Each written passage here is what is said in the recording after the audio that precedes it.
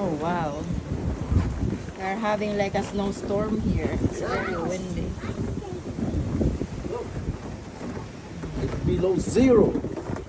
Yeah, with a windshield factor, it's below zero. No, it's about Mama, I like to go upstairs. right now it's 1 degree. I go downstairs. Be Mama, careful, Jerry. I go downstairs. Please, Sarah. Okay, mamita, let me help you. Okay, Papa help you.